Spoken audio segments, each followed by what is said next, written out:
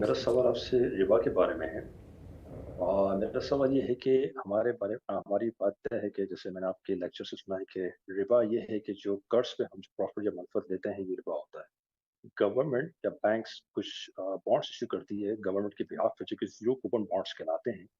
वो face value के ऊपर कुछ प्रॉफिट नहीं देते बल्कि वो डिस्काउंटेड प्राइस होता है, यानी कि कस्टमर जो प्रॉफिट अर्न कर रहा होता है वो डिस्काउंटेड प्राइस और फेस वैल्यू के दरमियान जो रिटर्न होता है वो प्रॉफिट अर्न करता है।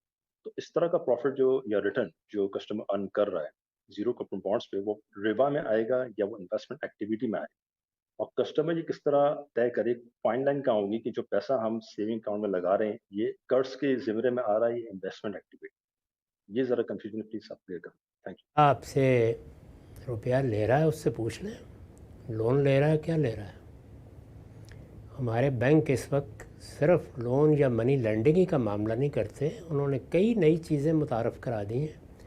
जैसे मॉर्टगेज में कोई लोन नहीं होता, वो हकीकत में बै और शरा है, चीज़ें ले के बेच दी जाती हैं। इसी तरह का मामला बाज़ इन्वेस्टमेंट्स का है।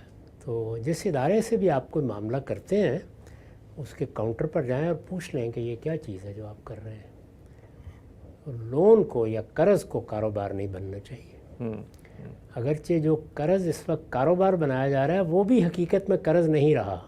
वो अगर हकीकत के लिहाज से देखें तो वो फाइनेंसिंग हो गई है जी। लेकिन वो कहते यही हैं, पूछ लें उनसे, वो बताएंगे। मगर ये बॉन्ड तो बेसिकली कर्ज ही होता है जो हुकूमत या कोई और इदारा आमतौर पर यही होता है, आमतौर लेकिन पर। जी, अगर कोई शुबा है तो जाके हाँ, मालूम। बिल्कुल सही बात है। बहुत शुक्रिया सर।